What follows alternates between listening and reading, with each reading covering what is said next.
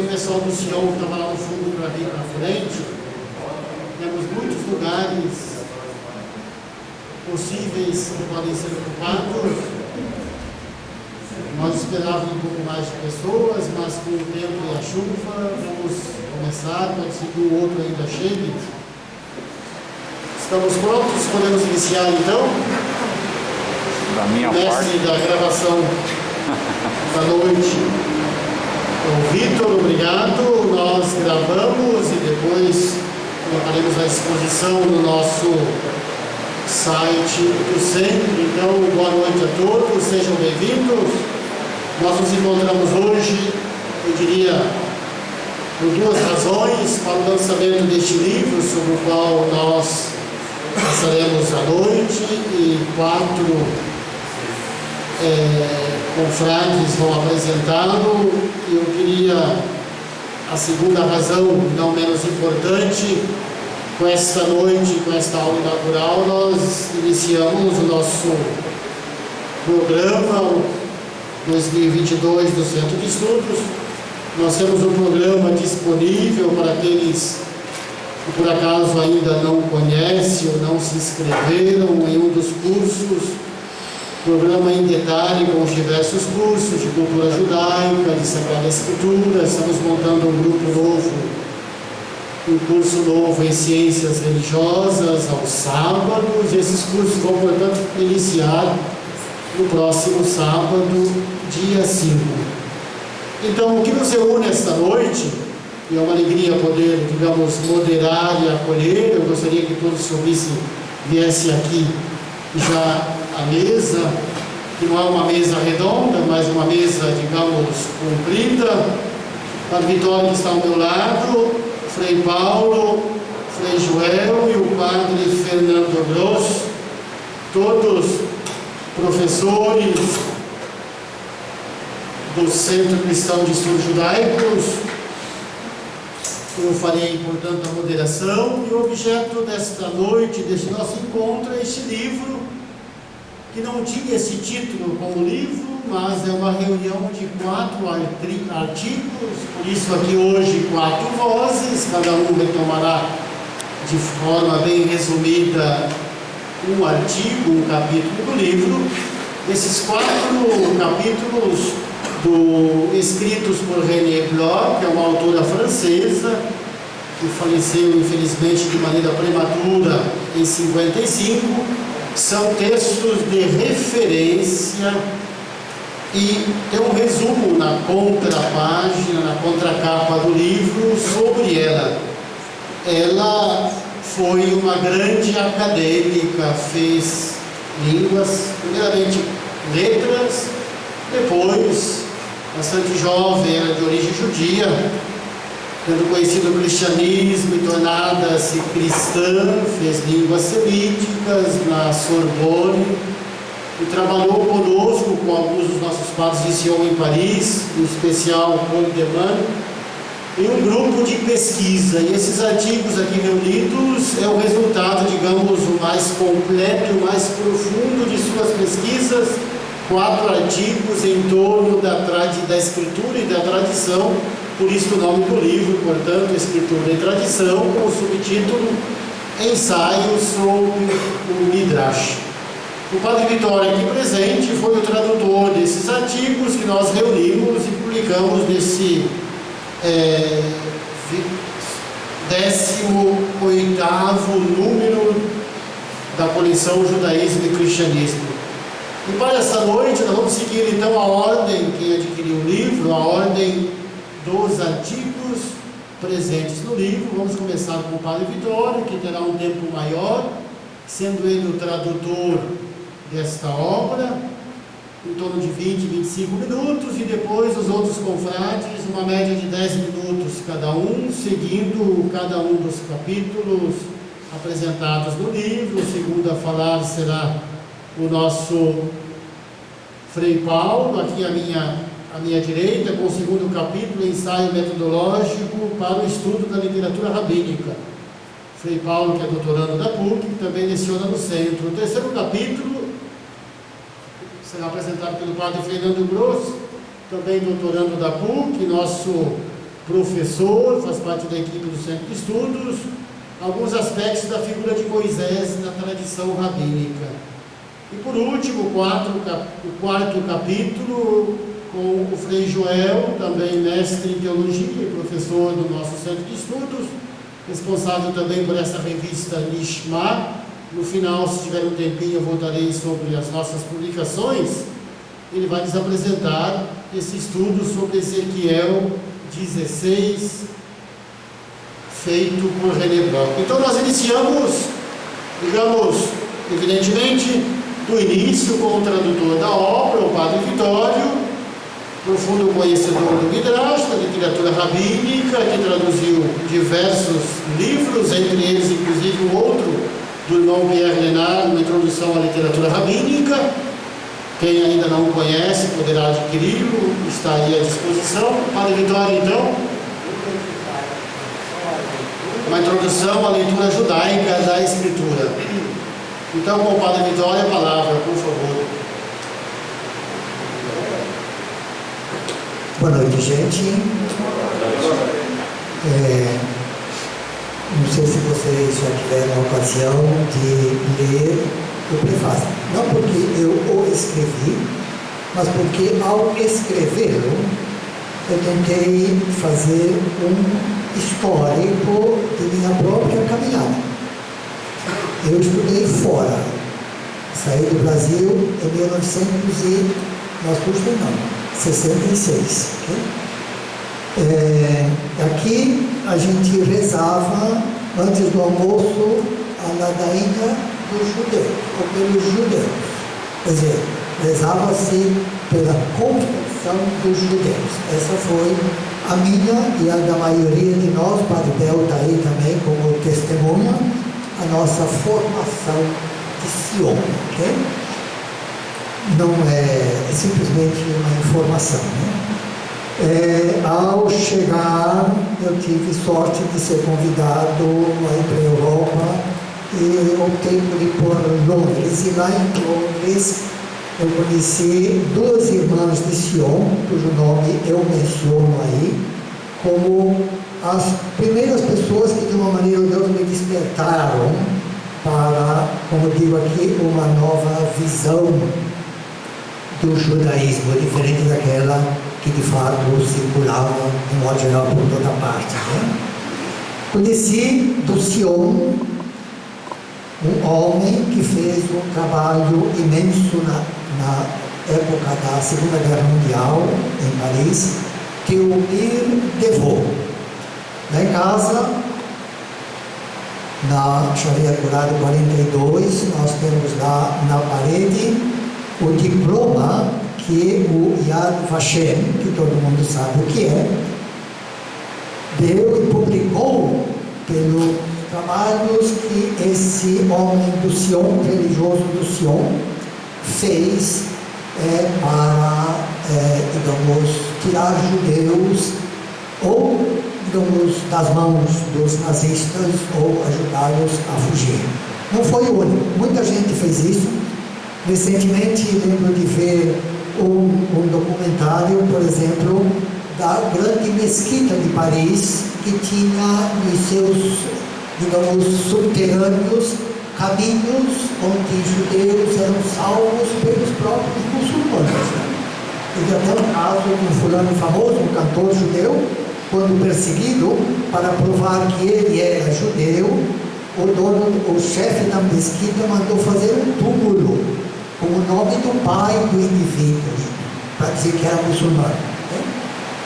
Então, o Mir Devaux, pelo trabalho que fez na salvação de judeus, e assim por diante, né, abriu um caminho que o Sion, de fato, não conhecia. Okay? Houve épocas em Londres em que padres de Sion andavam pelas ruas do bairro judaico com alto-falante pregando aos judeus para que se convertessem. Né?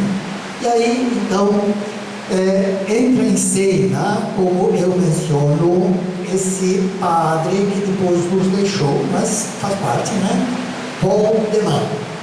Paul de Man, fim da Segunda Guerra Mundial, início da década de 50, então começou um trabalho é extremamente importante para mudar, né?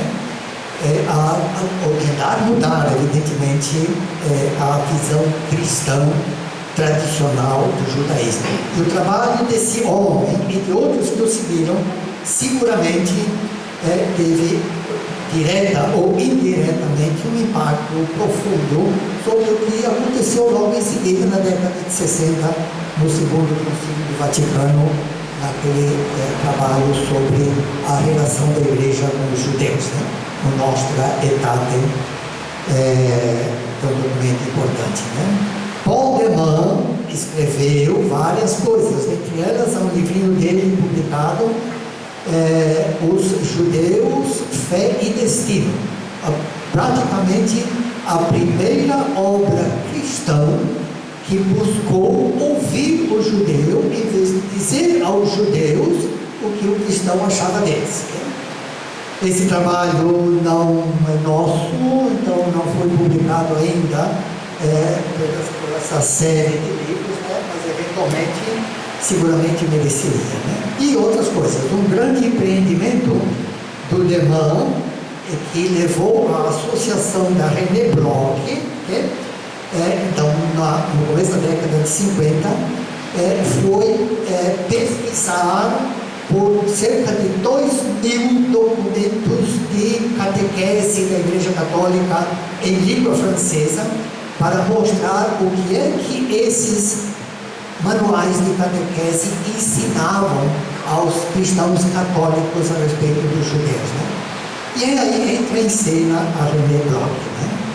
Então, como disse o padre Donizete, vocês têm na orelha final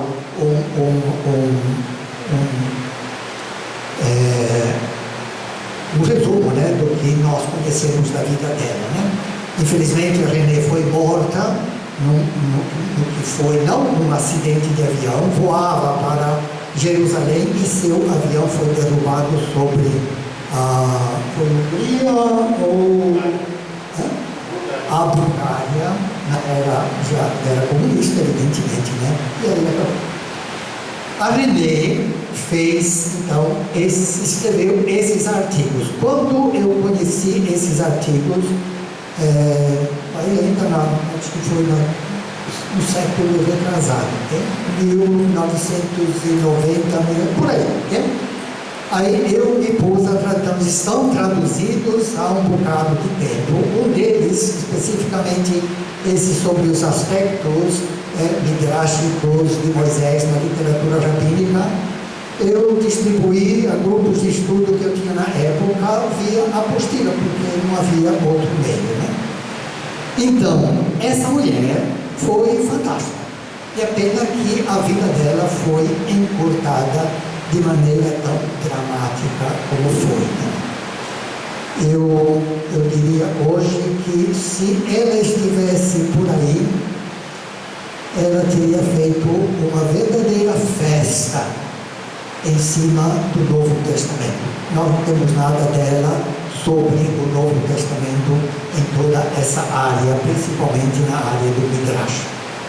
Eu sinto com ela uma profunda sintonia, dado o meu desenvolvimento nessa questão toda, né?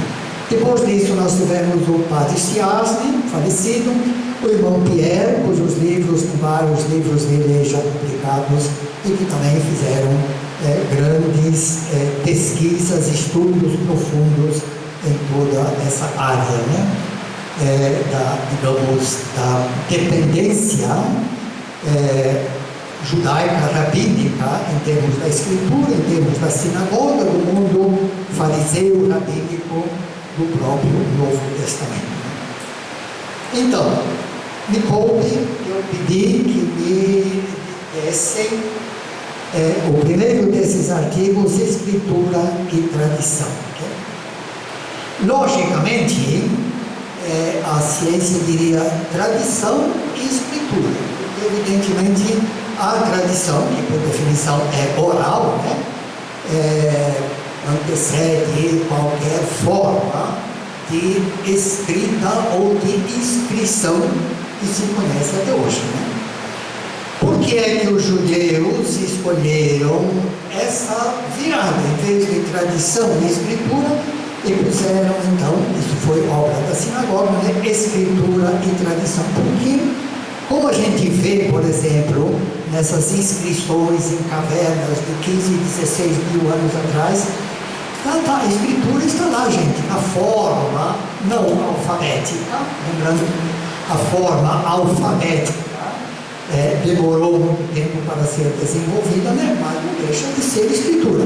E se fizeram essas inscrições, evidentemente é porque havia uma tradição na sua base, no seu fundamento, né?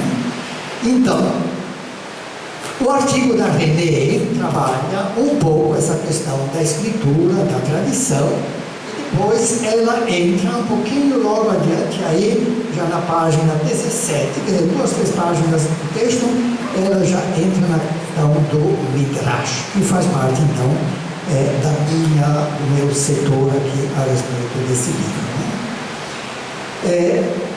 Vale a pena ler o que ela diz a respeito da escritura, que não é nenhuma novidade para quem se familiarizou um pouco com o pensamento da sinagoga. Vale a pena ler também a relação da escritura com a tradição, porque isso é fundamental. Okay? Eu só lembraria de um midrash rabínico que provavelmente foi feito aí dentro do primeiro século de nossa era ou algo parecido, né? Quando os cristãos estavam proclamando e dizendo que a escritura era direito agora do mundo cristão, o mestre, o texto é anônimo, o que é muito importante na literatura rabínica, o mestre então produziu um texto baseado numa frase do capítulo 34 do Êxodo, quando o autor faz Deus dizer, né, a Moisés, que é sobre o teor dessas palavras da Escritura que Deus faz aliança com Moisés. Ele diz que Moisés, quando Deus começou a transmitir a Torá oral, Moisés disse, não é mais fácil estar tudo isso por escrito? Eu tenho que decorar para ter tudo isso. E Deus disse, não, Moisés, no futuro, quer dizer, no presente do autor, né? No futuro, houve quem vai dizer que a escritura é nossa e não mais dos judeus. Então, por isso, a tradição oral. Eles podem ter a escritura, mas sem a tradição oral, eles não serão jamais Israel. Isso é muito interessante. Em cima de Êxodo, capítulo 34, que é um grande texto, né? Quando ela entra na área do Midrash, evidentemente fica a grande questão. Como o judaísmo sacramentou essa linguagem escritura, porque com isso se fixa, evidentemente, o texto, e até meados aí, do começo de nossa era, por exemplo, no período do Novo Testamento, não existia um sistema de vogais no hebraico. Okay? Você tinha só consoantes, 22 consoantes, e uma atrás da outra, sem separação de palavras, sem nada. O que implicava em anos e anos de estudo para aprender a ler, não simplesmente saber o que uma consoante era, mas que vogais dá a isso aí, né? Por isso que há coisas interessantes no Novo Testamento que dependem de um texto que seria chamado pré-massorético, pré-vocalização. A vocalização, a criação do sistema levou séculos, é só lá pelo 7º, 8º século de nossa era que se passou a ter então isso que ficou sacramentado como o texto massorético. De massoret, que no hebraico significa a tradição, uma tradição de leitura. Antes disso, aprendia-se ao longo de 10, 15 anos de escola rabínica do mestre, que por sua vez tinha passado anos semelhantes aos pés do outro mestre aprendendo. Então, escritura é escritura. Okay? E defende-se então que escritura não é midrash. Midrash, então, é um trabalho que se faz sobre a Escritura. Mas a René toca no assunto e diz muito simplesmente que, evidentemente, que a Escritura está cheia de midrash. Cheia. Seria basicamente simples. Eu tenho uma fórmula mais ou menos a seguinte: o que nós temos na Escritura? Isso vai valer depois pelo Novo Testamento. Nós temos leituras teológicas de acontecimentos que não são necessariamente acontecimentos na ordem física. Uma leitura teológica é, por definição, midrágica. Pode pegar o começo do Gênesis e ele vai por esse caminho. Okay? A história do Éden, a história da mulher, a história da serpente, a história de Noé, e vai daí em diante. Todo esse material foi escrito a partir de um critério fundamental de fé. Então, e através dessa atitude de fé, o autor então produz materiais que evidentemente visam o quê? Visam proclamar, digamos, a ideia da revelação de Deus a Israel, a ideia da eleição de Israel, a ideia da revelação da Torá, da Escritura e assim por diante, e visam, evidentemente, construir e realçar figuras como a figura de Moisés, como o texto de Números, por exemplo, no capítulo 11, que diz, sabendo ler direito, que diz: Deus falou a Moisés e a mais ninguém. Quer ouvir a palavra de Deus? Vá a Moisés. E porque Moisés ouviu a palavra de Deus, sobre ele repousa o Espírito Divino. Você quer o Espírito Divino? Vá a Moisés. Tudo isso é midrash. Para que isso seja possível, quanto tempo tem ainda? Vamos saber um pouquinho, 5, 10 minutos, 15 minutos. Tem? Para que se realmente possa apreciar esse material, eu diria duas coisas a mais, que não estão aqui. René não mexeu com isso, a René não tocou no Novo Testamento, não teve tempo. Provavelmente porque não teve tempo. Foi cortada desse mundo muito cedo. Duas coisas que é preciso rever, eu digo curto e grosso, no mundo cristão, para que se possa realmente apreciar isso aqui. A primeira delas é, digamos, mudar aquilo que... Mudar ou, digamos, tomar uma outra atitude. Essa questão de traduzir a palavra Torá pelo termo lei. E esse artifício descoberto pelo autor da carta aos Romanos e de outras cartas que se atribui a Paulo, um verdadeiro artifício, para, digamos, mostrar o cristianismo como um sistema superior ao sistema judaico. É curioso porque, se nós fomos libertados da lei judaica, eu duvido que haja alguém entre nós aqui que, na sua catequese cristã católica, não tenha sido educado segundo a lei. Porque é isso que a catequese faz de modo geral. Torá não é lei. Torá contém lei, mas não é lei. Lei existe em qualquer sistema. Eu vou ler para vocês aqui um texto tirado de uma das mais importantes obras publicadas no século retrasado em Israel, por um dos maiores sábios de Israel do século, Efraim Elimelech Urbach. Ele escreveu um trabalho grande, de cerca de 950 páginas, sobre os grandes temas da literatura rabínica, e entre outros, naturalmente, o tema da Torá, os nomes de Deus, da criação e assim por diante, e entre eles a Torá.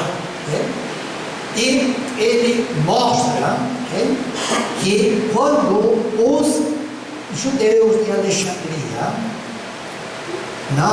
no seu trabalho de tradução da escritura hebraica, e portanto da palavra Torá, eles escolheram um termo grego chamado nomos.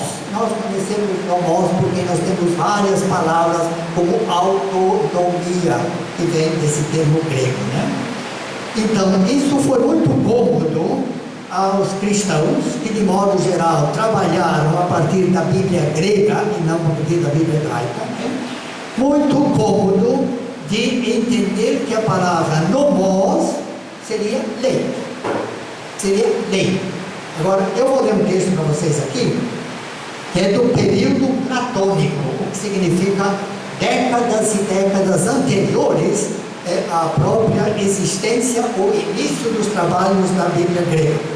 O texto diz o seguinte, que a palavra nomos, deixa eu pegar aqui direitinho, é a constituição ou regime, veja bem, é uma definição do período platônico, a constituição ou regime vivo de um povo que não consiste em um número de convenções e tratados, mas é uma instituição de costumes e tradições ligados entre si por inumeráveis fios que os vinculam ao passado do povo. Fecha aspas. Então, isso vai inimaginavelmente além do conceito lei que é entendido pelo Novo Testamento. Torá, para o judeu, abrange todos os aspectos da cultura judaica. Tudo, absolutamente tudo. Nada fica de fora. Porque se ficar de fora, o sistema fica fraco. É mais ou menos como o cristianismo que diz: todo mundo é pecador, então todo mundo só pode ser salvo pela morte e ressurreição de Jesus. Se há uma exceção, o sistema está fraco. Essa é uma coisa que tem que ser corrigida. E curiosamente o mundo cristão ainda pegou a escritura e por toda parte, em vez de usar a palavra Torá e explicá-la, colocaram lei, como nós vemos nos textos dominicais aí o tempo todo. A segunda questão, que depois eu me calo, é sobre essa questão do Antigo Testamento. Antigo Testamento é uma expressão que só ocorre uma vez no Novo Testamento. Uma única vez. E curiosamente, dessa única vez, por mau entendimento, se tornou universal. Universal. Tanto que depois criaram a testemunha que o Antigo Testamento deu lugar ao Novo Testamento, que a gente canta normalmente na Quinta-feira Santa. Então, o que é o Antigo Testamento?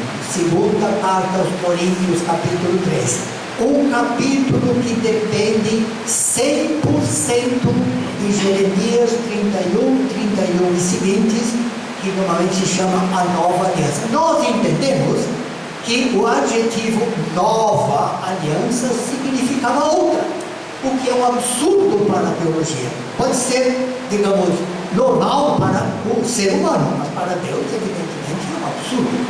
Mas não pode existir outra aliança. Ou, se houver outra, então é melhor a gente sair por ali esperando a terceira.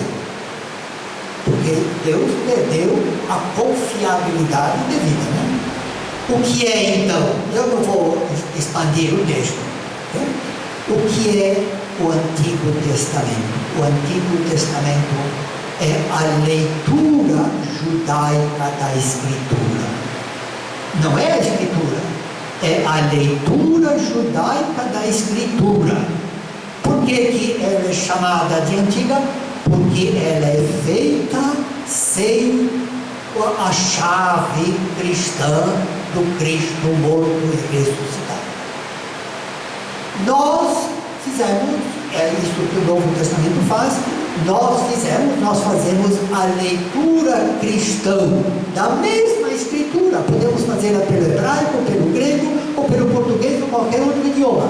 Mas a leitura cristã tem que usar a chave cristã do Cristo morto e ressuscitado. Fecho com uma citação de um texto, de um midrash, um super midrash do Novo Testamento, e podem pegar todos esses textos dos evangelhos aí, que eu desmonto midrashicamente para vocês, né? Lucas 24, chamados discípulos de Emaús, não entendeu-se o texto, como tantos outros não foram entendidos pelo fundamentalismo religioso. No versículo 27, é o raciocínio que começa no 25, quando o autor faz Jesus. O problema do Jesus é que nós pensamos no Jesus histórico. O autor não está pensando no Jesus histórico, o autor está pensando no Jesus morto e ressuscitado, porque esse é o ponto de partida dele. Ele diz no versículo 27, e começando por Moisés, que é o Pentateuco, e por todos os profetas, interpretores, não explicores, explicores joga fora, interpretores todas as escrituras no que a ele dizia a respeito.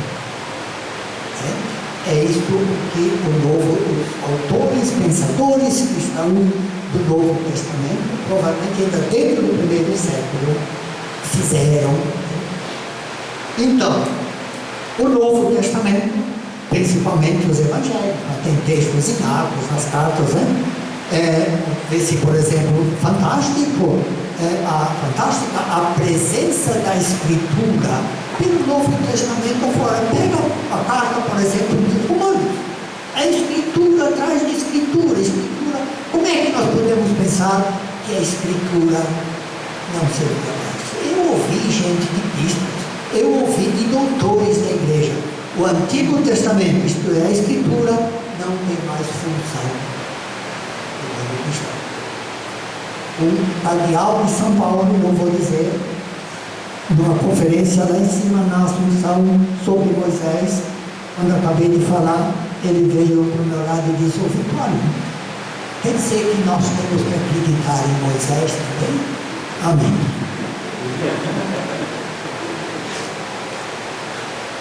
Amém. Obrigado, Padre Vitório. Do capítulo 1, passando.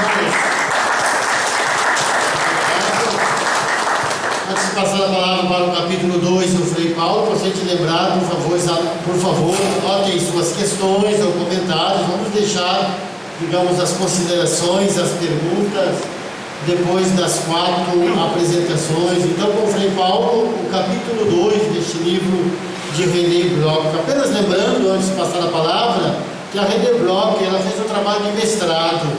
É o único trabalho, digamos, centrado sobre o Novo Testamento. No título da obra, e vocês têm isso no final do livro, é Os Judeus do Quarto Evangelho. Ela olhou como que a palavra judeus, que também é uma palavra grega, iudaioi, aparece, e qual o sentido. Interessante que depois disso ela voltou muito mais para a interpretação da Escritura, para o Midrash. Com a palavra, Frei Paulo Antônio Alves, NDS. Shalom. Shalom.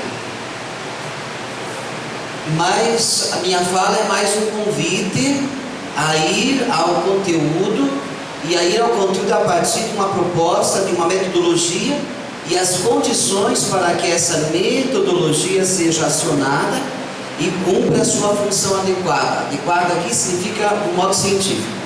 Então, nesse percurso, eu vou tentar apresentar alguns elementos, e se o tempo permitir, nós vamos caminhar um pouco mais. Se o tempo não permitir, cada uma que aqui está, e depois quem vir futuramente esse momento pode fazê-lo conforme o tempo que tiver, né? Então aqui apenas alguns elementos da parte estrutural, formal, né? Para depois a gente colocar alguns conteúdos. Primeira coisa, então, eu gostaria de dizer, o capítulo 2 é um ensaio metodológico, um caminho, uma proposta de caminho para o estudo da literatura rabínica. Este estudo está dividido em 4 partes. A René Bloch, ela vai primeiro trabalhar o estudo do problema, ela analisa e vê que tem uma dificuldade aí. Então ela vai trabalhar no 2.2 as dificuldades, e 2.3, ela vai oferecer àquele que a lê aquela que ia ler uma proposta de metodologia comparativa. E depois ela faz uma breve, interessante e necessária, importante conclusão. Então, agora eu gostaria de dizer, existe uma escritura e duas tradições. É importante a gente ter essa noção, existe uma escritura e duas tradições que estão trabalhando essa escritura. Agora, ela faz isso também, né, e o núcleo é o 2.3, ela apresenta o primeiro ensaio, ela faz 4 ensaios. O primeiro ensaio de crítica literária de alguns relatos paralelos. O segundo ensaio, um testemunho datado. Flávio José, que nasceu em 37 depois de Cristo, e ele vai morrer no ano 100, né, depois de Cristo, com 63 anos. Então, um testemunho que aparece lá e é datável. Um terceiro ensaio, alguns indícios de uma tradição correlata. A gente vê que há uma diversidade de tradições, circulam aí informações através de textos, né? E o quarto, para nós interessante, importante, ensaio, René Bloch, ela vai fazer a análise, vai apresentar um testemunho de algo que é datável, dentro de critérios que nós sabemos, né, dessa variedade mas é datável, do Novo Testamento, o Segundo Testamento, ou a aliança que chega na leitura cristã à sua plenitude. Então eu passo agora, vou pegar alguns elementos só, vou pular alguns por questão de tempo, mas acho que é necessário trabalhar essa dimensão 1.2, 2.2, as dificuldades que René Bloch, ela nos traz, nos apresenta, e ela começa esse tópico à maneira bíblico-rabínica. De onde, então, ela vai se perguntar, né? De onde vêm as consideráveis dificuldades contra as quais se chocam aqueles e aquelas que tentam embarcar no estudo da literatura rabínica? Então ela já faz esse convite através dessa pergunta. E ela começa dizendo: em primeiro lugar, é preciso notar que frequentemente essa literatura é mal abordada. Se começa de modo errado, porque ela é vista de fora. Ela está falando do tempo dela, nós estamos naquele período de 50, do milênio passado. Começa-se pela parte ligada, nós vimos a questão das normas em sociedade, em comunidade, a famosa halakha, o modo de se proceder quando a gente vive junto, e que deriva da Torá. A base é a Torá, é lá que se busca, e que são reunidas na Mishnah e no Talmud. Começa-se por aí, pela Mishnah, e depois passa-se ao comentário de autoridade, que é a Gemara no Talmud, que é o código que regulamenta detalhadamente a vida judaica segundo a Torá de Moisés. É de Moisés que vem, como nós vimos o padre Vitório nos falando. No judaísmo, essa é a parte mais estudada, mais comentada pela tradição rabínica. Essas questões legais ou halárquicas que tinham e continuam tendo um papel primordial no judaísmo atual. Agora, aquele é aquela que olha de fora e começa seu estudo pela Mishnah, pelo Talmud, se limita quase totalmente aos aspectos legais da tradição judaica. Esse processo, para alguém que não se situa no contexto vivo de uma vida religiosa, e aqui em grande parte da significação real dessa tradição legal, pode escapar ou não fazer eco, correndo-se assim o risco dessa literatura se tornar algo repelente.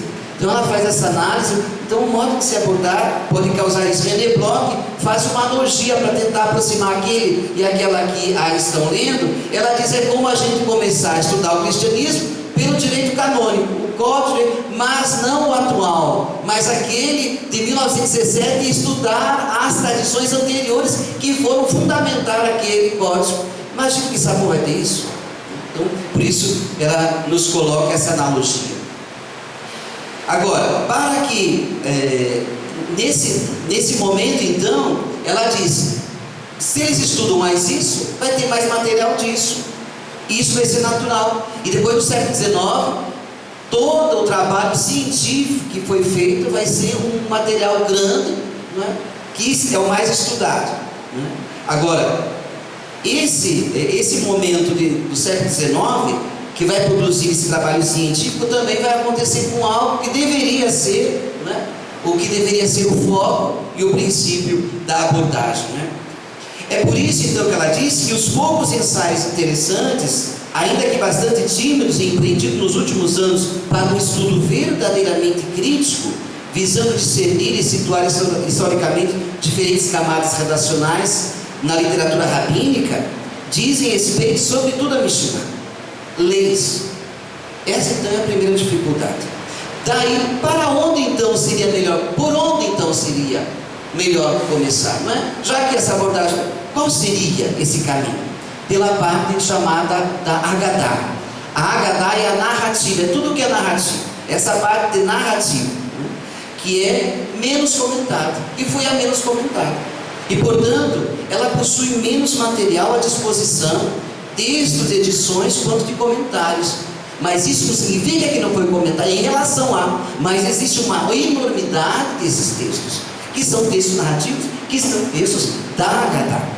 Isso não significa dizer que a parte narrativa, ou agática, ou ainda homilética, não tenha sido estudada pela sinagoga. Foi sim, mas em modo bem menos intenso.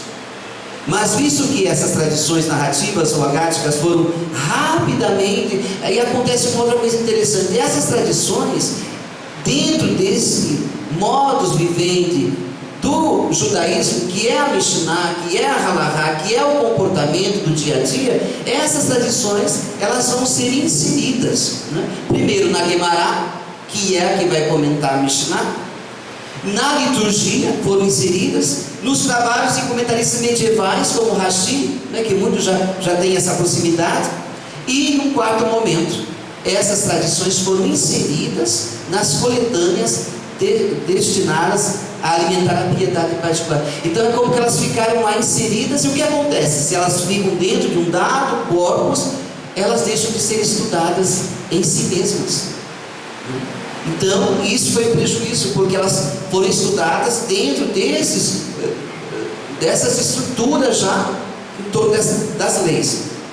Agora, nós temos que perceber, não é, que essa literatura agática também passou a ser estudada de modo científico no século XIX, mas não como o material que vem da parte da Halahá, da parte comportamental.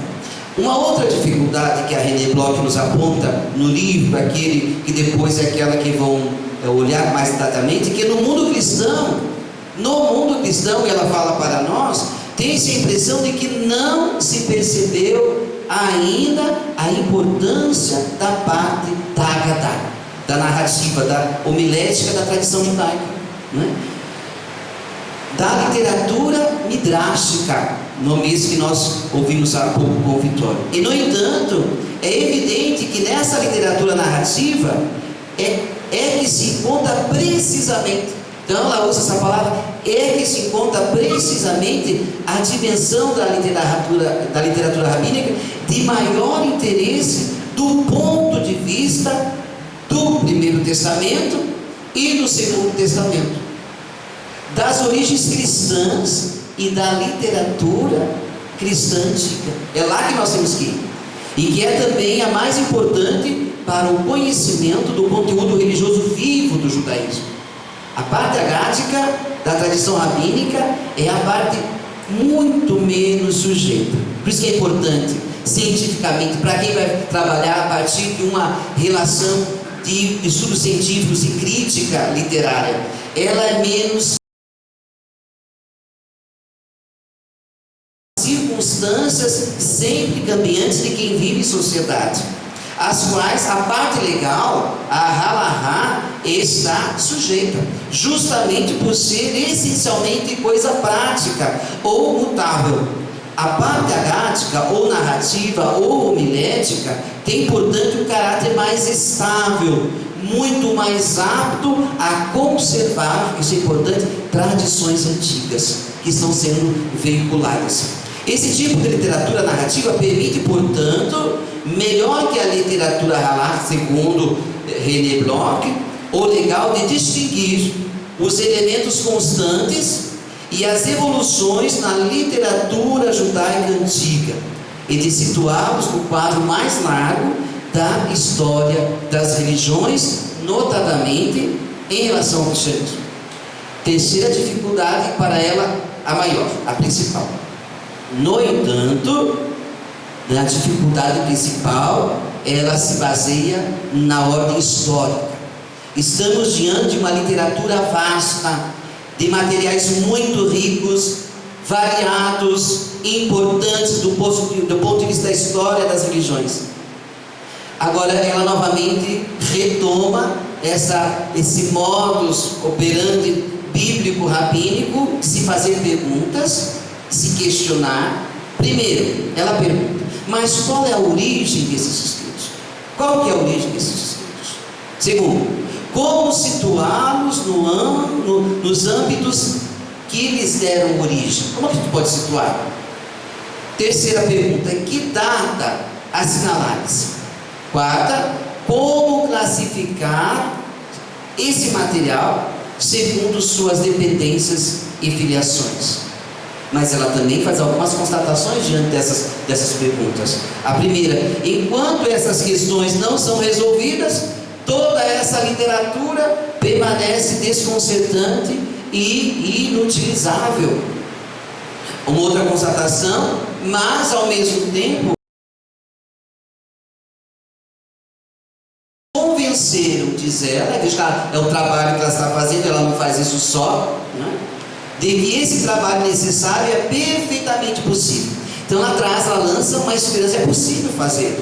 Tem-se a impressão de que ele será bem mais fácil do que no caso da Bíblia, não só por se tratar de períodos mais recentes e melhor conhecidos, mas também porque se aborda uma rede literária muito mais compacta, com numerosas testemunhas nas diferentes fases de sua evolução, como também certo número de testemunhas bem datadas no interior da mesma literatura, como também externa a ela. A quarta dificuldade, que torna as condições desse trabalho mais difícil. Essa quarta dificuldade vai tornar o trabalho mais difícil. O que falta, acima de tudo, para um trabalho verdadeiramente científico? Qualquer que seja a respeito dessa literatura, são as edições críticas, ou pelo menos edições mais utilizadas. Falta, ela constata isso, materiais críticos de boa procedência, o que possam ser usados. Eu disse muita coisa, primeira, segunda, terceira e quarta mãos. Uma das primeiras tarefas, diz ela, uma das primeiras tarefas, evidentemente, do trabalho de crítica literária seria, portanto, a retomada do estudo desses documentos, voltar a essas fontes, buscar essas fontes, a partir do que nós já temos dos manuscritos existentes e reeditá-los, formar, de certa maneira, ela chama de um corpus da literatura midrástica, que se tornaria um instrumento indispensável, indispensável para todos os trabalhos históricos, literários, comparativos e etc., cuja possibilidade e utilidade é possível entrever. Existe esse corpus literário? Nós temos esse corpus, nós temos esse material. Olha o que ela está falando naquela pergunta dela. Entendeu? 5 minutos.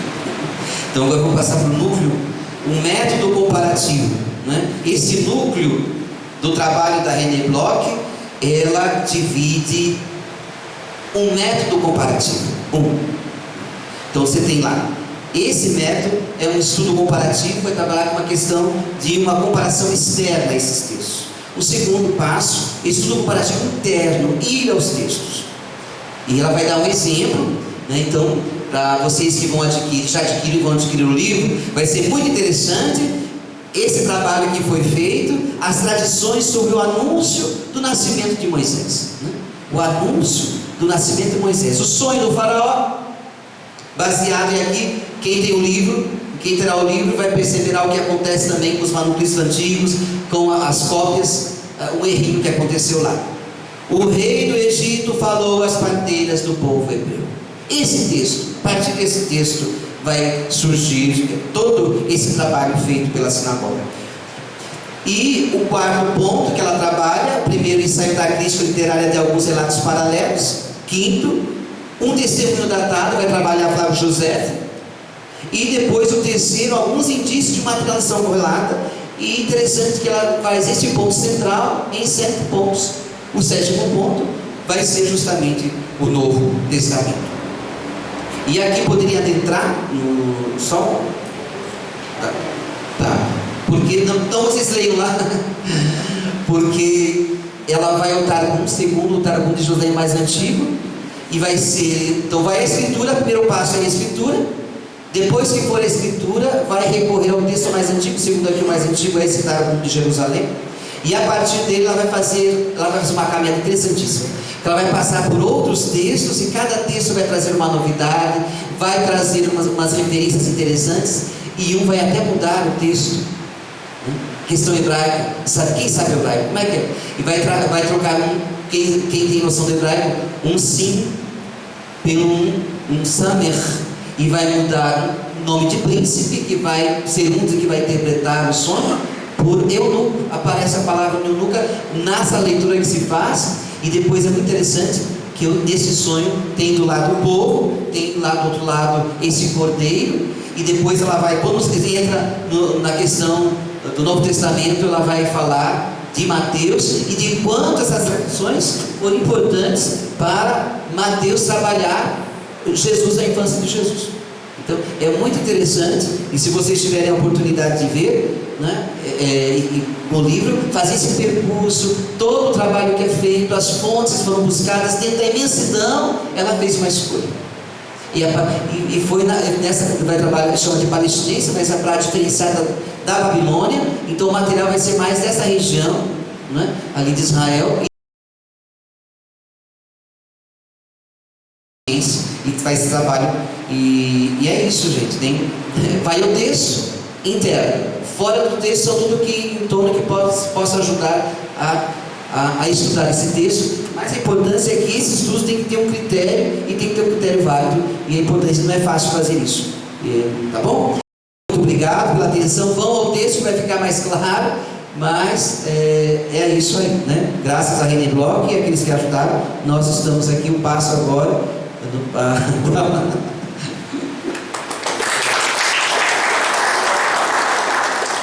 Obrigado, Frei Paulo. Em uma palavra, o estudo comparativo proposto por René Bloch, a mesma tradição, como ela vai reaparecendo em diferentes textos, diferentes lugares, diferentes autores, em Flávio José, no Novo Testamento, e vai desenvolvendo, aumentando. A escritura nunca corta, ela sempre acumula, e a tradição também. Você acrescenta, você não tira. Um exemplo disso é a figura de Moisés. O capítulo 3, tem aqui ao meu lado, não Moisés, mas o padre Fernando Grosso, que vai nos falar do capítulo 3. Tem até um pequeno vídeo, vamos assisti-lo, e a apresentação de slide. Fernando. Então, acho que fica mais claro para a gente fazer. Boa noite, né? Fica mais claro para a gente saborear um pouquinho o que é que a René Bloch traz para nós. Então, alguns aspectos da figura de Moisés na tradição rabínica. Aí tem um pouquinho do índice, sobre como ela vai falar desses aspectos, coisas muito bonitas que nós não conhecemos, desconhecemos, não sabemos. Tem que passar por Moisés respondendo ao Padre Vitor, ok? E ela nos dá a oportunidade de conhecer. Depois também, Tom, todo aqui os aperitivos. Queria trazer um aperitivo para vocês, para ver a riqueza, a beleza. Ela vai dizer o quê? Todas essas tradições se enraizam profundamente na tradição bíblica. Elas prolongam, estendem, explicitam fielmente o seu conteúdo religioso. Não é invenção, é uma explicitação, um entendimento. Depois, o conhecimento dessa tradição traz uma contribuição, seja para o estudo científico, seja para um entendimento espiritual saboroso dos relatos bíblicos. Um exemplo, quando o próprio Deus chama Moisés de o meu servo fiel, que se apaga diante do mestre. Está este exemplo no Talmud, no tratado Shabbat. Aí pegou 89, a letra é a da frente do Talmud. Rabi Yehoshua ben Levi dizia assim: quando Moisés, descendo a montanha, afastou-se de diante de Deus, bendito seja ele, Satã chegou e lhe perguntou: mestre do universo, onde está a Torá? Eu a dei à terra, respondeu ele. Ele, Satã, desceu à terra e lhe disse: onde está a Torá? É Deus quem sabe o caminho, respondeu ela. Foi ele até o mar que lhe disse: ela não está comigo. Satã foi até o abismo que lhe disse: ela não está comigo. Como está escrito, o abismo diz: ela não está em meu seio. E o mar diz: ela não está em mim. A voragem e a morte também dizem: não ouvimos falar dela. Ele então retornou diante de Deus e lhe disse: mestre do universo, eu procurei por toda a terra, mas eu não a encontrei. Vai então ao filho de Amram. Ele lhe respondeu. Ele foi então até Moisés para lhe perguntar: onde está a Torá que o santo bendito seja ele deu a ti? Quem sou eu? Replicou ele para o santo bendito seja ele ter dado a Torá a mim. O santo bendito seja ele diz a Moisés: Moisés, tu és um mentiroso. Senhor do universo, respondeu ele, tu tens um tesouro escondido, no qual tu tomas as tuas delícias a cada dia. Guardaria eu o usufruto só para mim? O santo bendito seja ele diz a Moisés: Moisés, dado que tu te fizeste pequeno, ela será denominada pelo teu nome, como está dito: lembrai-vos da lei de Moisés, o meu servo. Muitas perguntas poderiam ser feitas a partir de um midrash. Por que é que todas aquelas criaturas não estão comigo? Moisés também diz: não está comigo. Por quê? Porque ele deu ao povo. Mark Chagall representou um pouquinho essa entrega da lei, não? Ou a entrega da Torá, da instrução, do entendimento, do caminho de vida. É um exemplo para a gente entender como que a René Bloch nos mostra isso, um relato saboroso, entendimento. Não para perguntar se a palavra, se o Midrash existe ou não existe, mas o que eu faço com ele? São um horizonte de sentidos que podem nos trazer. Moisés recebeu e entregou esse tesouro, essa delícia, esse caminho de vida. Então é apenas um exemplo, e com isso eu termino. Muito obrigado.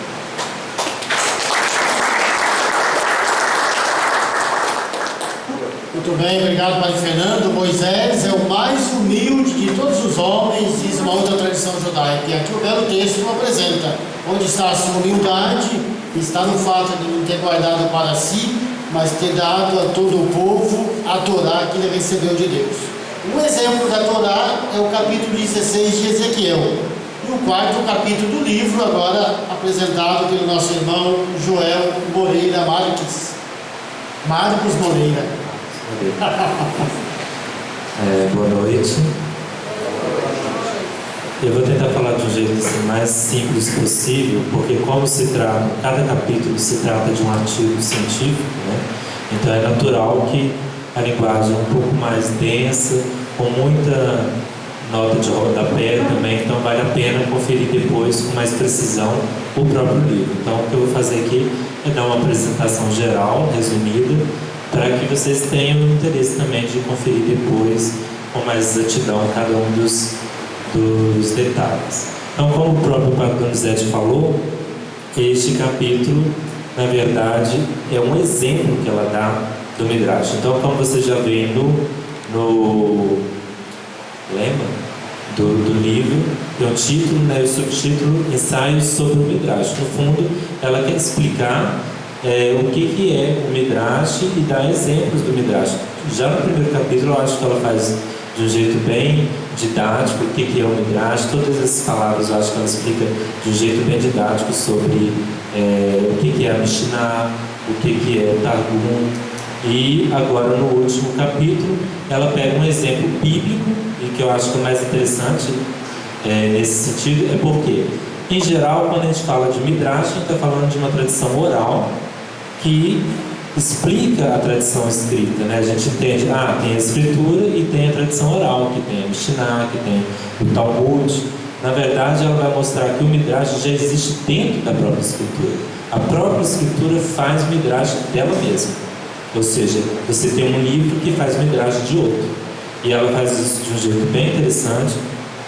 Ela, inclusive, diz o seguinte: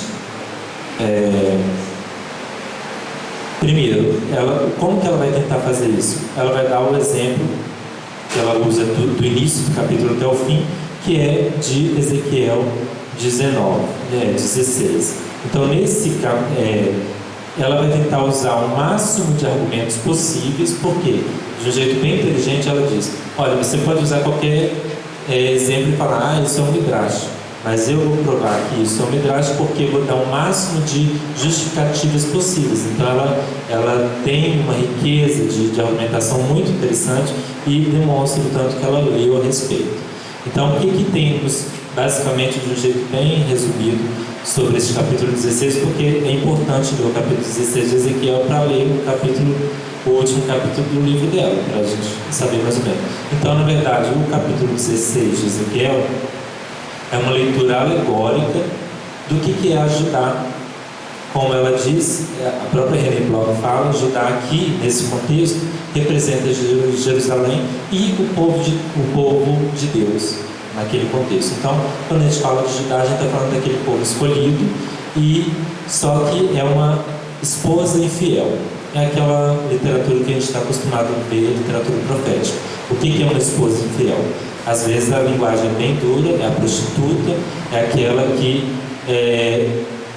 traiu o seu marido, que é Deus, com outros povos. Então isso é o que o profeta vai fazer, não só Ezequiel, mas outros profetas também. Então ela dá esse exemplo então esse capítulo 16 de Ezequiel vai falar que Judá é essa esposa que, na verdade, quando veio do nada, ela nem era assim de uma estirpe nobre, ela veio do nada. O próprio marido é que fez ela ficar rica, cheia de detalhes, de roupas da nobreza. E mesmo depois de um bom casamento, mesmo depois de ser bem vista na sociedade, ela resolve trair este marido e, por causa disso, ela merece ser humilhada em praça pública. E depois dessa humilhação toda, não só humilhada, como é comparada com outras prostitutas da região. Então é muita humilhação para essa esposa. Por quê? Porque ela foi infiel. Mas no final do próprio capítulo, este marido é misericordioso e ele acredita que ela possa voltar. Não só essa, e o que é muito interessante, ele fala até das outras prostitutas que também podem voltar à fidelidade com seus, ao marido, né? Então, o que é interessante perceber, isso é basicamente o que tem o exemplo. E o que a René Bloch vai fazer? Ela vai pegar dois principais textos. Primeiro, ela vai analisar o vocabulário. Ela acha muito curioso de que o vocabulário usado por Ezequiel 16 é muito parecido com o que nós temos na tradição sacerdotal. Como vocês devem saber, o Pentateuco, né, não só também, mas Josué também, é daquilo que os teólogos chamam da hipótese documentária. Então tem pelo menos 3 ou 4 documentos que foram aí responsáveis por aquilo que hoje nós chamamos da Torá, né, e outros escritos também. Então, um desses documentos é a tradição sacerdotal, e você vai encontrar muita linguagem comum entre Ezequiel 16 e essa linguagem sacerdotal. Outro também é o Deuteronômio, ok? Então ela vai perceber, por exemplo, tem palavras que você só vai encontrar na linguagem sacerdotal e em Ezequiel 16. Ela usa alguns exemplos aqui, então ela não está falando assim do nada, não. Ela dá exemplos que eu não vou citar aqui todos por causa do tempo, tá bom? Mas ela fala coisas bem específicas, cor de um tecido, por exemplo, expressões muito específicas que você só vai encontrar nisso daqui, para dizer que, ora, Ezequiel 16 talvez está sendo influenciado no sentido de ele está fazendo referência a essa tradição que existe antes. É disso que a gente está falando sobre o Midrash. Depois ela vai falar do pensamento. Ora, o pensamento de Ezequiel 16, por mais bonito que seja e aparentemente genuíno, ele reflete pensamentos proféticos que já existiam antes, como por exemplo de Oséias. Oséias, um profeta anterior, em Oséias 2 já existe a linguagem que diz que Deus é a personificação de um marido. Você vai encontrar isso. Você vai encontrar Israel como uma esposa também, em Oséias, ou seja, ele está falando de antes de Ezequiel. Depois você vai encontrar também, no mesmo Oséias, vai encontrar a ideia de uma esposa que é infiel, que vai ser humilhada e que vai estar humilhada na frente dos seus antigos amantes. Ou seja, isso é muito parecido com o que você vai ter em Ezequiel 16. E lembrando que essa palavra amante também às vezes também considerado como o amante estrangeiro, você vai encontrar em ambas literaturas, que é bem interessante. Outra coisa é Jeremias, outro exemplo que ela dá. Jeremias também, uma teologia anterior, vai também falar sobre a prostituição da esposa com numerosos amantes. E o que é mais interessante, que ela diz o seguinte, que em Ezequiel parece que é mais forte ainda, porque quando ela compara, por exemplo, a Judá ou Jerusalém com Samaria, geralmente a gente entende Samaria ou Sodoma como as grandes prostitutas, nessa linguagem de cidade que se entregou aos deuses. Em Ezequiel 16, Jerusalém vai ser pior do que essas prostitutas, porque as outras, elas se entregam à tentação ou à provocação desses estrangeiros. Aqui em Ezequiel 16, ela vai atrás do estrangeiro, ela vai atrás dos amantes, e aqui no caso é o Egito.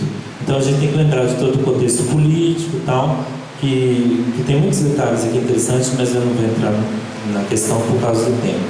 Mas outra questão que ela fala, e que está em Deuteronômio também, 32. Veja bem, eu vou falar agora um texto que está em Deuteronômio 32, diz o seguinte: com os estrangeiros, a linguagem é muito parecida com o que vocês vão encontrar em Ezequiel 16.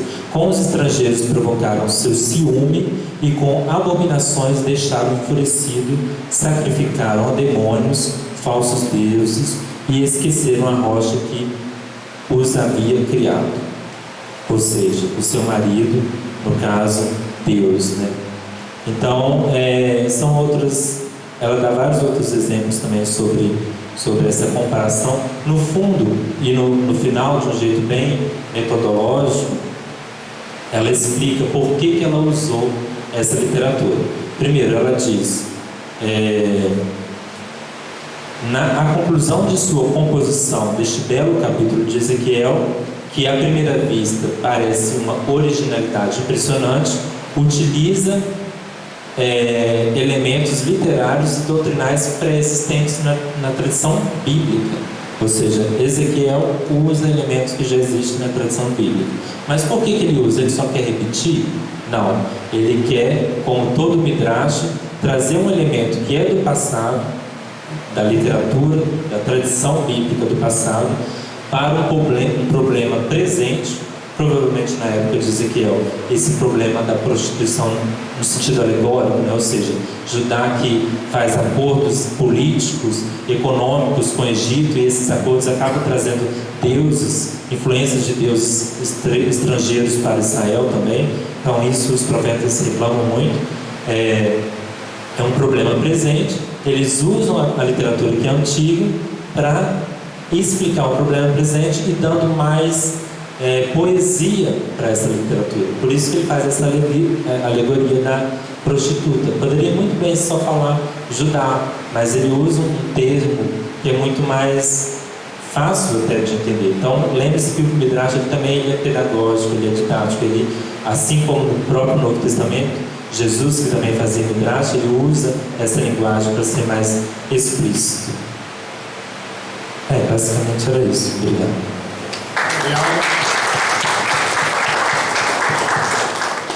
Ok, um pequeno momento para perguntas. Talvez antes de vocês colocarem alguma questão, eu diria entre vocês 4 que falaram, a autora é única, escreveu 4 artigos. Aqui nós ouvimos 4 vozes a respeito da obra escrita por uma só pessoa.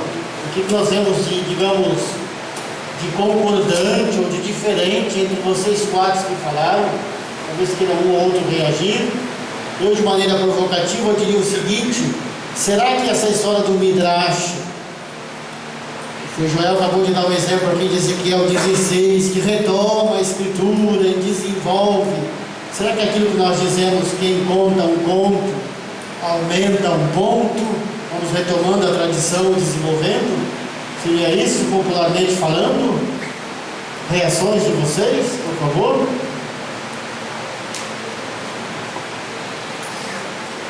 A questão que no fundo, digamos, talvez seja o problema quando se trabalha, se lê um Midrash, é que ele usa todos os elementos disso que a gente chama a historiografia. Então, o leitor inadvertido tem a nítida impressão, chega à conclusão de que ele está lendo um material historiográfico. Então, esse é o problema. E vai para o Novo Testamento com a mesma dificuldade. Você olha e diz, olha o acontecimento, e não é. É por isso que se criou uma outra nomenclatura. Em vez de simples historiografia, que todo mundo entende a palavra, aí fala-se em historiografia criadora. Historiografia criadora. Pega, por exemplo, a visitação do Evangelho de Lucas, diz que Maria, você aí vai visitar. É historiografia, lá é tudo escritura, gente, é só desmontar o texto. Pega bodas de Caná, pega a história do Lázaro, pega João 4, por exemplo, a Samaritana, que é baseado em Gênesis e em Êxodo 2, né? Então, esse é o problema do Midrash, okay? Ele emprega todos os elementos que normalmente a gente chamaria de historiográficos, mas de fato eles são historiografia criadora. E aí o processo é ininterrupto. Okay? Os gregos, é provável que parte da influência que marca o Midrash rabínico, particularmente do Novo Testamento, é a própria, digamos, Midrash dos gregos. Só que não. A gente usa uma palavrinha mal entendida, acha que mito é historinha de brincadeira. Não. Mito é isso mesmo. Mito é uma historinha, okay? E produzida com todos esses elementos, digamos, da historiografia, mas para falar de maneira maravilhosa, espetacular, digamos, da impressão humana daquilo que ele lê como ação divina na história. Isso é ininterrupto. Se houve isso, hoje mesmo, estava vendo o resultado do jogo do Palmeiras, ontem não sabia que tinha jogado, ontem esqueci, ganhou 2-0, aí o goleiro do Palmeiras disse, graças a Deus, nós ganhamos. Aí, quem perdeu, se danou. Até o Palmeiras encontra-se na Escritura. Alguém tem nenhuma pergunta ou mais um comentário? Joel com o microfone, por favor. Historiografia criadora é um termo, uma sugestão interessante. Por favor. Me chamo Alan. Uma curiosidade, para os pesquisadores, a René, ela deixou certamente na obra suas referências que procurou. Mas ela deixou um caminho, por exemplo, de acessibilidades às obras preciosas e importantes nessa área do estudo da Midrash. Alguns de vocês querem responder para o Vitório? Eu daria uma resposta. A questão com o Frei, que trabalhou com a metodologia, né? Acessibilidade para esses materiais literários hoje, do Midrash, do estudo, né? Hoje que ela mergulhou, com certeza ela tem aí, eu não peguei o livro ainda, vou encontrar, mas essa acessibilidade, essas plataformas, como é que está isso hoje? Porque ela diz que tem que ser buscado, editado, relido. Como é que fica esse cenário? Vou responder com uma resposta e deixo a palavra para o Padre Vitório e para o Frei Paulo que completam. Esse livro, nós quisemos apresentá-lo, os artigos são pioneiros e 2 deles até hoje são reconhecidos e conhecidos pela tradução inglesa do texto, ainda são referência. Não esqueçamos que René Bloch é dos anos 50, então muito se fez depois, mas ela continua sendo considerada como uma pioneira. Tem textos, tem muitos elementos que foram desenvolvidos depois, talvez o Padre Vitório, o Frei Paulo possam dar exemplos, mas eu diria fundamentalmente a questão do método comparativo, a questão do que é o Midrash, o que é a tradição, esses elementos permanecem como centrais e atuais 60, 70 anos depois desses artigos escritos. Acho que a sua pergunta diz respeito à literatura rabínica. Isso. Nós temos acesso, onde podemos achar. Vocês têm, por exemplo, infelizmente, por exemplo, eu tenho, por exemplo, escaneado o Midrash, chamado Grande Midrash do Gênesis. Sabe quantas páginas tem no livro? 1000 páginas. Do Gênesis. Então existe o que se chama o Grande Midrash, que é sobre os livros do Pentateuco, e depois o Midrash dos Salmos, assim por diante. O problema dessa literatura é que, de modo geral, ou permanece nesse misto de hebraico-aramaico usado pelos rabinos, né? Ou, aí tem a questão fundamental de fato, né? O judaísmo americano investiu imensamente nisso tudo. Então, boa parte desse material está traduzido em inglês. Lá em casa tem, eu tenho. E aí não tem. Em português, por exemplo, falou da Haggadah. O livro da Haggadah tem essa grossura aqui, ó. Então, põe páginas nisso aí, né? Eu passei tudo isso no computador.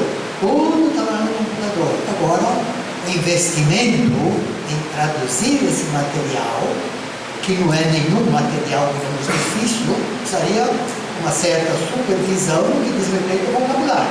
Né? Mas de resto, é só em inglês. Só em inglês. Grandes livros, grandes obras, homiléticas, assim por diante. Lá no fim você tem uma lista. Boa parte do que está nessa lista tem lá em casa. Agora, é em inglês. Uma palavrinha mais completando o que o Padre Vitório acabou de dizer, nós temos no centro de estudos, na biblioteca, boa parte desses textos. É verdade que em inglês ou nos originais. Para dar um exemplo, para simplificar bem as coisas, nós pegamos o livro do Gênesis, por exemplo, tem 2 ou 3 midrash diferentes sobre o livro do Gênesis. Se nós pegarmos o livro do Êxodo, tem 2 grandes midrash que são de escolas diferentes. E quando se fala de midrash, se fala com um comentário que segue versículo por versículo, capítulo por capítulo. É como se o padre fizesse uma homilia do livro inteiro. É inimaginável. A diferença é que aqui não é um padre, são rabinos que ao longo da história compilaram e apresentam-nos tudo isso, uma explicação e o seu contrário. E aí que às vezes nós temos dificuldade. Eu acabo de ver um rabino que disse X, leio na página seguinte outro rabino que disse Y. Preciso perceber as diferenças. Isso faz parte do debate interno da tradição. Essa multiplicidade de comentários, evidentemente, reflete o quê? A convicção de que a palavra de Deus é inesgotável. Então você pode ter dezenas de comentários a respeito de uma mesma coisa, de uma mesma palavra, ou um uma lei, um acontecimento, eles vão dizer, o mundo judaico vai dizer, esgotou? Não. É possível que amanhã apareça alguém que aponte para algo esgotado. Uma última pergunta, se alguém tiver ocasião, uma resposta do Frei Paulo. Esses materiais, eles, primeiramente, se você encontrar alguns teólogos, a primeira coisa que eu pergunto sobre o Midrash é datável. Por isso eu fiz questão, mas não é datável, então não é confiável. E a René Bloch aqui ela vai apresentar a partir desses textos comparativos elementos que podem nos ajudar tanto internamente, crítica literária, um estudo, quem que se sensibiliza para estudar um texto a partir da crítica literária. E o Frei Joffre comentava também a terminologia, né? E se você pega, por exemplo, nós vimos o percurso lá, o Targum, depois de Smart vai trabalhar muito a questão do Targum, que já é um midrash, já é interpretação. Você pega esses textos lá, você fala, primeiro foram os magos, dá o nome dos magos, né? Você tem lá o Ianes e o Indres. Depois no outro, você pegar outra tradição comparativa, não são mais os magos, vai ser um ancião. Depois no outro você vai pegar, não é mais um ancião, é um príncipe. Depois no outro que vai ser comparado, não é mais um príncipe. Agora você vai ter lá a Balaão, vai aparecer Balaão, de números, né? Ele traz, e esses textos estão falando da mesma coisa, mas acrescentam sempre algo interessante. E vai terminar depois com aparece um eunuco, que vai ser o intérprete. Né? Então, a sensibilidade para isso, primeiro, tem que ter essa abertura para essa literatura, tem que ter conhecimento, e é um conhecimento que carece de fontes, não tem muitas fontes. E quem de nós aqui conhece o hebraico? E o que me chamou a atenção aqui também, meu irmão, que lá tem a tradição siríaca, diz que é a que mais traz elementos para a gente poder comparar. O que tem de tradição siríaca que nós podemos, quem é especialista entre nós aqui em tradição siríaca, que conhece essa passagem de um para outro, né? Então essa sensibilidade brota do gosto. O Vitória chegou lá, conheceu duas freiras, conversando com elas, sentiu, e aqui rezava pela conversão dos judeus. De repente, dado momento, ele entra nessa dinâmica, como nós também buscamos, essa dimensão de uma escritura, duas tradições, mas ambas para a vida, né? E caminhamos juntos, né? Nesse sentido. Obrigado. Antes de terminarmos e passarmos aos comes e bebes, eu gostaria de lembrar que ainda não adquiriu o livro, aproveitem do presencial e da ocasião para adquiri-lo. A Escritura e a Tradição, nós tivemos aqui uma espécie de, como diz o Padre Fernando, de aperitivo, antes de passarmos ao outro aperitivo. Nós temos também outros livros disponíveis aí na nossa coleção, como eu disse no início, a Escritura e a Tradição, Ensaios do Midrash, é o 18º livro. Temos, portanto, 18 livros na coleção. Temos a revista Cadernos de Sion, com artigos mais, digamos, científicos, e temos esse trabalho da Nishma. O Frei Joel, um dos grandes responsáveis e que luta para que a Nishma continue como um projeto de vulgarização das Escrituras, levando em conta a tradição judaica, mas também uma apresentação de artigos assim mais resumidos, de contribuição daqueles e aquelas que são interessados, estudiosos da Escritura. E enfim, lembrando, antes de passarmos como diria o Papa Francisco, comerrar, no sentido forte da palavra, a gente come e a gente atualiza as histórias juntos. Não esqueçamos do nosso programa, então. Abrimos hoje, no próximo sábado, iniciamos com as nossas primeiras aulas deste ano no Centro de Estudos, no sábado pela manhã. Resta-me agradecer a todos pela contribuição, de modo especial ao Padre Vitório, que traduziu, que prefaciou o livro e que contribuiu nessa noite, o Padre Fernando e os irmãos Joel e Paulo. Uma salva de palmas para todos. Só lembrando, uma questão bem prática, o livro está R$ 35,00 só hoje, tá? Amanhã já está R$ 40,00. É preço de lançamento. Preço de lançamento e a revista R$ 10,00, tá bom? Podem fazer assinatura também. Obrigado. Obrigado.